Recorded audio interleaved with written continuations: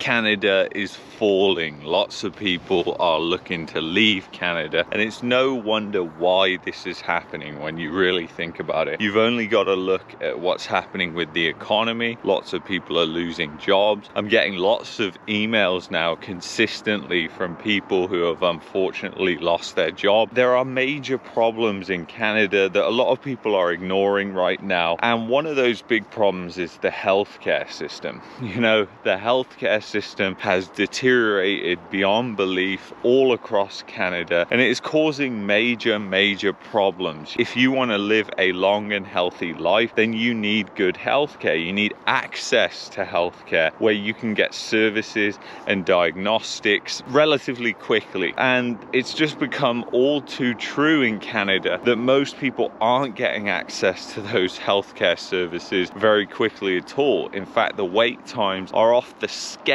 sometimes, and this presents a huge problem. When you've got healthcare that is this bad, you have what happened to the standard of living, you have what happened to the average age of people. You essentially have the life expectancy decline, because guess what, the healthcare standards are dwindling. And what do you really expect when you're pulling in this amount of people per year? You have this insane immigration policy that Canada has. It's like Canada is just trying to stab itself in the back. I mean, the Canadian government that is totally and utterly out of touch with most of the Canadian population, and it's proving so. You know, even people within the Liberal government are starting to worry about how the government has grown out of touch with reality and out of touch with Canadians in general. I mean, there's been multiple surveys, multiple polls that have been done, even by Statistics Canada in some cases, that show how the standard of living is ultimately declining and how things are falling apart. And you know, it has mainly happened, the major decline that we've seen, since 2008. And that is one thing that people don't want to hear. They don't want to hear that it's been the case since 2008. All these different things have led to a point where nobody wants to take responsibility anymore for their actions. We have the most amount of depressed people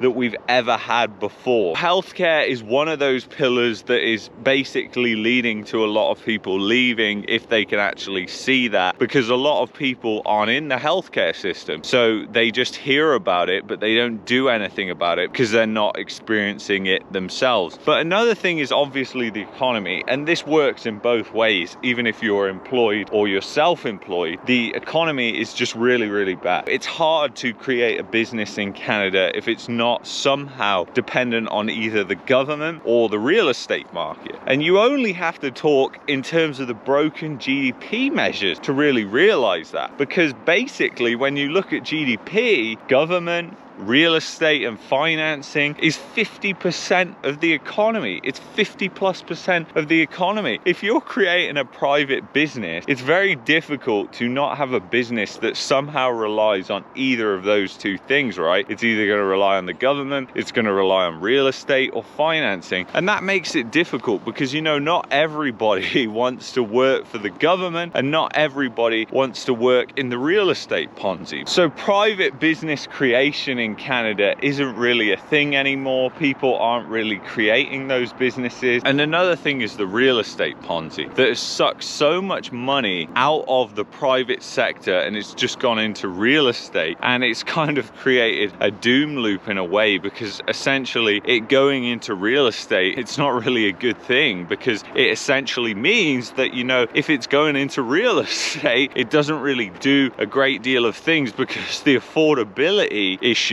is way out of control in Canada, and it would be maybe different if it wasn't. And then you have the cost of living, which is obvious. You know, the cost of living is out of control. It's absolutely insane in Canada. And you know, the cost of living here is just unbelievable. You know, I was talking to somebody, one of you subscribers the other day. If you can get rid of that shelter cost somehow by moving to a cheaper country, then essentially you can just get rid of somebody's job. So if you're a couple, one of you doesn't even have to work anymore, or put in a better way, one of you can focus on doing something that they actually enjoy and love doing versus, you know, just going to work and being depressed. The fact that you go to work and your entire paycheck pretty much goes toward paying your rent. And a lot of people, you know, they say that Calgary is really cheap, Calgary is really affordable, and it's really not. The price of rents have gone up so much that the data can't even keep up with it. I mean, it's gone up at least 50% in the past 2 years. So that is a hell of a rate of increase. I've heard from you from my Move into Alberta series of videos that I did, and I heard from many of you that this is the experience that you've had as well. And if you want to buy a house, you're going to have that exact same experience. You're going to be paying even more actually than you would if you were renting. And I'm talking about a 3-bedroom regular detached house here in Calgary. Detached housing is pretty common here in Calgary. In fact, you can kind of see what the housing stock is like behind me. Most of it is single family homes, detached homes, unlike cities like Toronto, which were older cities. Calgary is a relatively young city compared to a lot of Canadian cities, and that's why you see more single family homes here. They build a lot of single family homes too, but the cost of them is still an insane amount of money. You're still going to be paying over one person's salary. And listen guys, it doesn't matter whether you earn that or you earn more. It's just the fact that your rent or mortgage is costing you that amount of money. It's just kind of insane. And the amount you're paying towards interest if you buy a home right now is ludicrous too. You know, a lot of people say, oh, at least if you buy a home, you're going to own it. But you're also going to pay, you know, for a $500,000 house by the end of the term, you may be paying over $1.5 million for that house. And why I say $1.5 million is because interest rates could go even higher in the future. You're talking about making a purchase, realize, over 30 years of your life. And if we're heading into this high inflation 30 years and we're right at the start of that, then interest rates going up is just getting started right now, and it's only going to get worse. And I don't mean that interest rates aren't going to come down. I think that interest rates will come down because of an economic crisis. So I do believe that interest rates are going to come down. But where do they come down to? I don't know. Could they go all the way back to zero? I have no idea. But if they do go back to zero, I don't think they'll be there very long, because I think you'll see inflation coming back. I think you'll see the US government doing more stimulus, and as a result, that will cause inflation in Canada and Mexico, as we discussed in one of the videos that I did in the past. And that means that Canada, Mexico, they can no longer really actually control inflation. And this is a big problem that people don't understand or realize is actually happening, because the US economy is such a large economy. It has such a massive impact on world trade. The GDP per capita is the highest in the world. So the consumer demand in America is massive. People talk about the BRICS countries fear-mongering about how the populations add up to more than the Western countries. And I do believe that the BRICS countries are going to cause more of a problem going into the future. But you have to realize the BRICS countries, they have a structural problem right now, which is they need to do the opposite of what the West is doing. So what the West is currently doing right now, wealth is held by a concentrated number of fewer and fewer individuals as time goes on. That's how the West is positioning itself. Now in the BRICS, they need to be doing the opposite of that. They need to be going from these people where the wealth is concentrated and going more towards the masses, but they don't seem like they want to do that. So GDP per capita compared to most countries in the West of the BRICS nations